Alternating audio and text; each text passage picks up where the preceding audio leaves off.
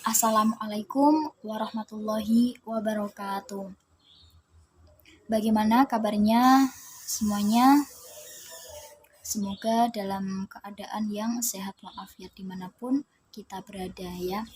Nah, walaupun kita sekarang itu sedang berada di kondisi pandemi seperti ini belum berakhir dan pembelajaran pun belum bisa dilakukan secara tatap muka keseluruhan, tapi kita harus tetap semangat untuk belajar ya, karena belajar atau menuntut ilmu merupakan sebuah kewajiban bagi seorang muslim ya, muslim seperti kita semua.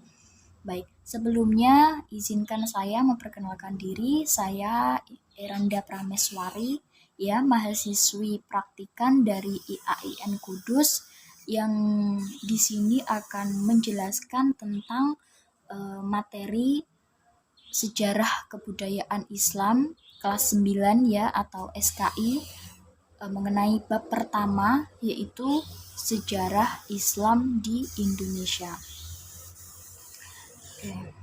Selanjutnya, diharapkan dari kita mempelajari materi sejarah Islam di Indonesia ini, kita mampu memahami bagaimana kondisi masyarakat Indonesia sebelum adanya Islam. Kita harus tahu bagaimana sih keadaan masyarakat Indonesia sebelum adanya Islam. Kemudian yang kedua, yaitu memahami sejarah masuknya Islam di Indonesia.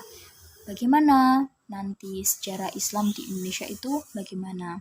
Dan yang terakhir itu memahami penyebaran di Indonesia itu bagaimana Islam menyebar di Indonesia melalui perdagangan, kesenian, pendidikan, perkawinan, dan lain sebagainya. Oke, selanjutnya adalah pada dasarnya ini kita akan belajar tentang sejarah kebudayaan Islam, maka tidak lepas dari cerita ya, karena sejarah itu kan merupakan kejadian yang sudah terjadi pada masa lampau. Ya, agama Islam merupakan salah satu agama yang menjadi agama yang menjadi mayoritas di negara Indonesia, dan agama Islam itu sampai sekarang itu dipercaya di masyarakat bahwa Islam ini merupakan agama yang dibawa oleh Nabi Muhammad yang berasal dari Arab ya, Mekah, yang seperti itu. Nah, yang mana pada negara Indonesia ini jumlah penduduknya lebih dari 260 juta penduduk yang memiliki mayoritas agama yaitu agama Islam. Namun walaupun Indonesia ini menjadi mayoritas penduduknya beragama Muslim, beragama Islam, tapi tidak menjadikan negara Indonesia ini menjadi negara Islam dan yang berdasarkan nilai-nilai Islam.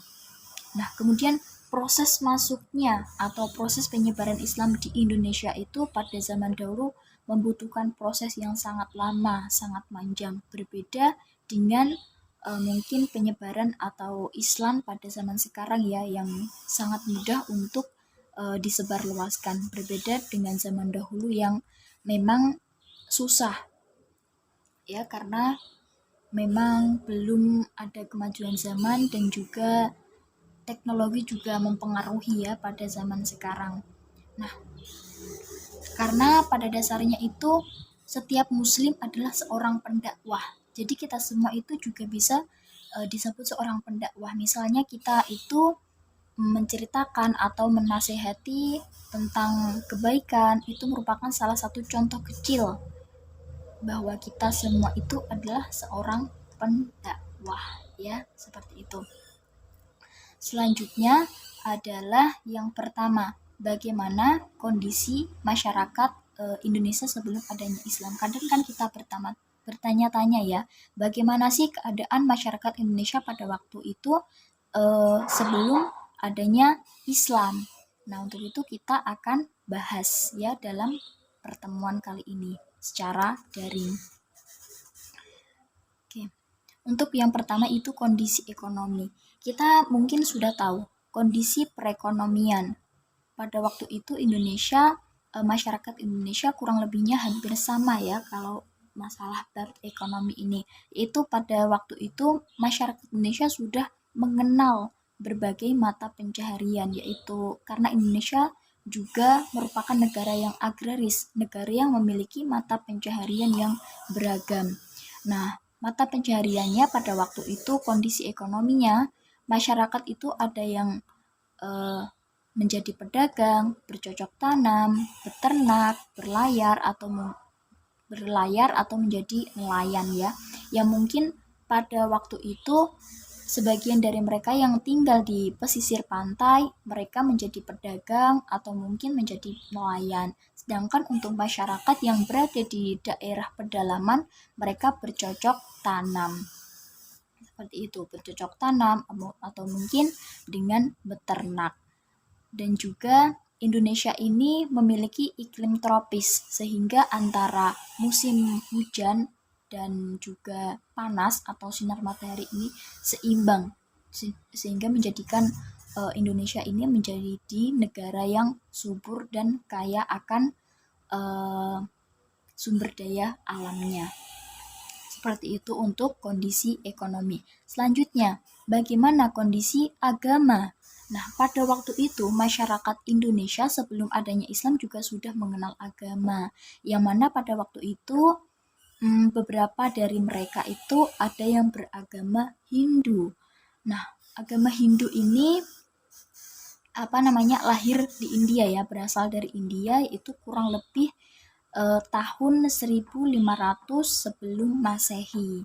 Dan kitab agama Hindu ini merupakan biasa disebut dengan Weda ya.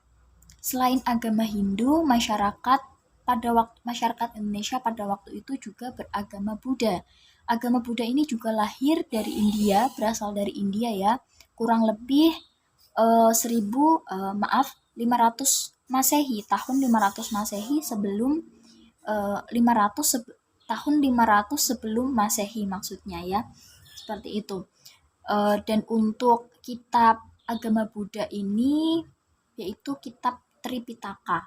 Sehingga pada waktu itu masyarakat Indonesia sebelum adanya Islam sudah memiliki agama, yaitu agama Hindu dan agama Buddha.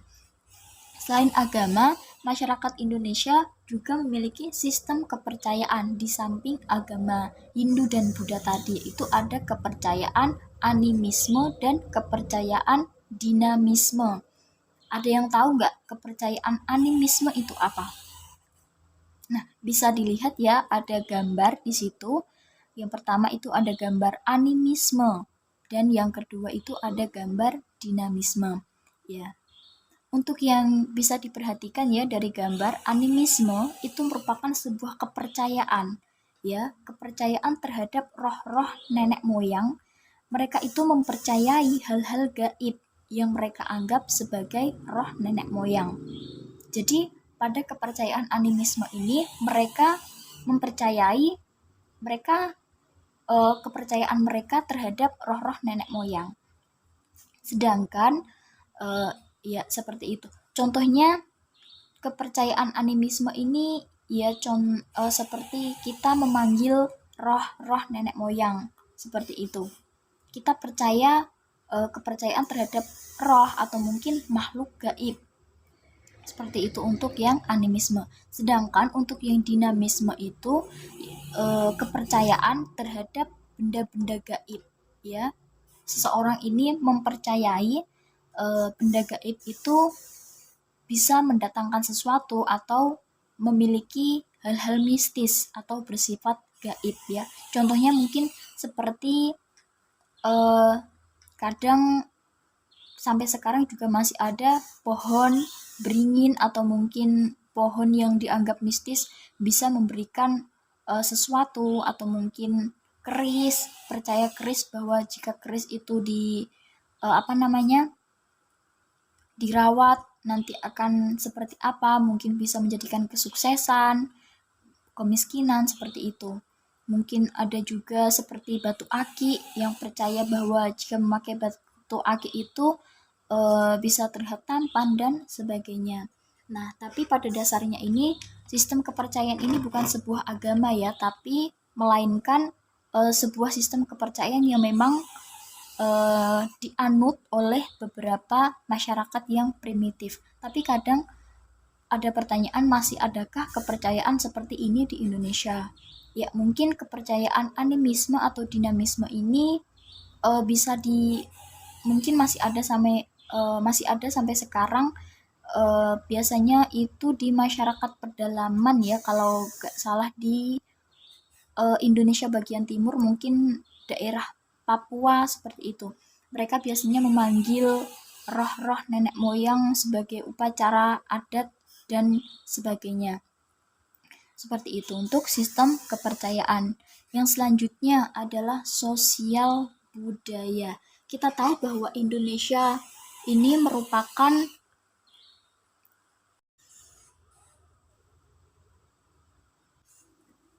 Untuk yang selanjutnya adalah kondisi sosial budaya pada masyarakat Indonesia sebelum mengenal Islam. Nah, sebelum mengenal Islam, masyarakat Indonesia juga sudah dikenal dunia bahwa Indonesia adalah negara yang besar, negara yang memiliki keanekaragaman yang sangat banyak ya.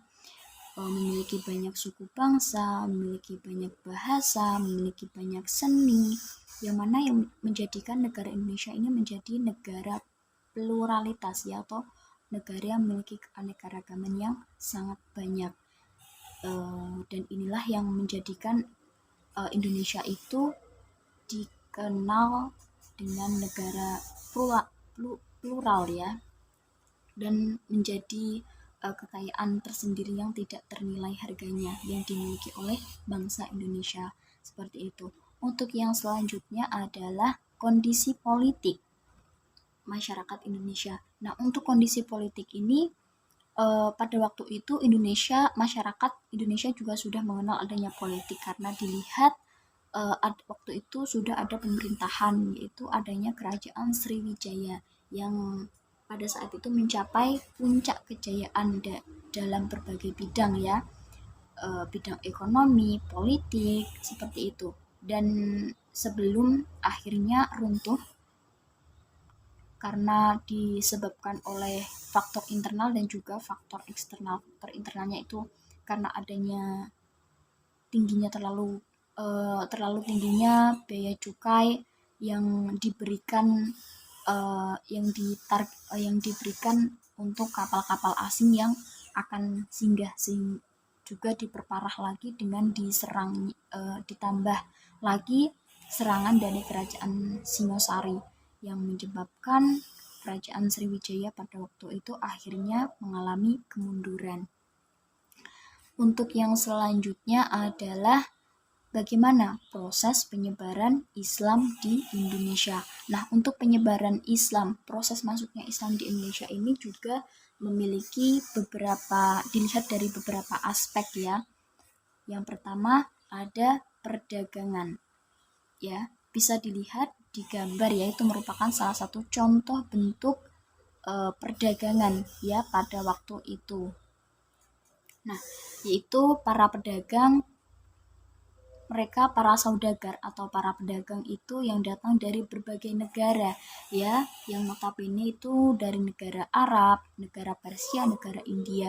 Nah, dari beberapa mereka pedagang itu ada yang beragama Islam, yang lama kelamaan akhirnya mereka itu singgah, dan karena kan berdagang, berlabuh, akhirnya mereka singgah ya tepatnya di Sumatera. Dan lama-kelamaan mereka semakin banyak dan akhirnya mendirikan sebuah perkampungan Arab ya, atau pemukiman yang biasa disebut atau dikenal dengan pekojan, yaitu tempat tinggal mereka atau pemukiman Arab yang didirikan oleh para pedagang atau saudagar. Nah, sambil di pemukiman tersebut mereka sambil berdagang juga menyebarkan agama Islam pada masyarakat pribumi atau masyarakat lokal. Nah, pada waktu itu perdagangan menjadi Indonesia itu menjadi letak karena Indonesia menjadi jalur perdagangan internasional ya pada waktu itu, sehingga banyak didatangi dari berbagai negara. Nah, Indonesia itu juga beberapa faktor kenapa Indonesia itu uh, dipilih sebagai perdagangan, memiliki perdagangan yang maju ya. Karena Indonesia itu yang pertama memiliki letak geografis yang sangat strategis, yaitu di jalur perdagangan internasional. Kemudian yang kedua, faktornya itu Indonesia dikenal tanahnya itu subur ya, jadi mau menanam rempah-rempah pada waktu itu yang dijual kan pada waktu itu rempah-rempah. Nah, Indonesia itu memiliki tanah yang subur sehingga menjadikan Indonesia ini akan kaya rempah, penghasil rempah terbesar ya pada waktu itu. Dan yang terakhir itu Indonesia juga dikenal masyarakatnya yang ramah tamah dan mudah menerima, mudah bergaul dengan orang-orang baru, termasuk pedagang atau saudagar tersebut. Untuk yang selanjutnya, selain perdagangan juga ada perkawinan ya. Nah, tadi para pedagang atau para saudagar tadi yang akhirnya tinggal di pemukiman tadi akhirnya menikah dan juga tertarik tertarik dengan wanita pribumi atau wanita lokal ya, seperti itu. Dan juga pada sudut pandang ekonomi itu para pedagang atau saudagar ini memiliki strata sosial yang lebih tinggi jika eh,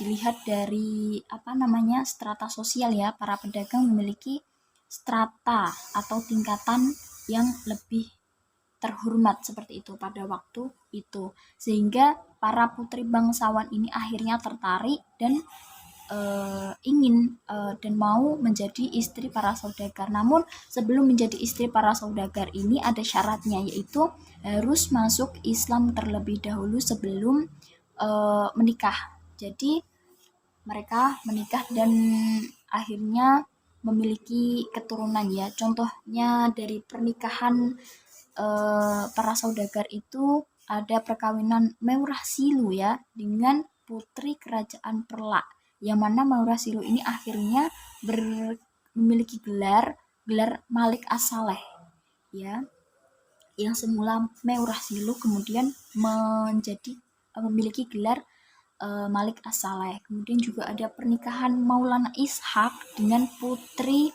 Prabu Blambangan yang akhirnya melahirkan Sunan Giri dan contoh lainnya seperti itu. Untuk yang selanjutnya adalah pendidikan. Nah, untuk pendidikan ini juga pada waktu itu menjadi salah satu uh, proses atau masuknya Islam di Indonesia. Itu pendidikan melalui pendidikan yang waktu itu diajarkan di rumah-rumah atau mungkin di pondok pesantren maupun di masjid yang pada waktu itu dengan metode halakoh.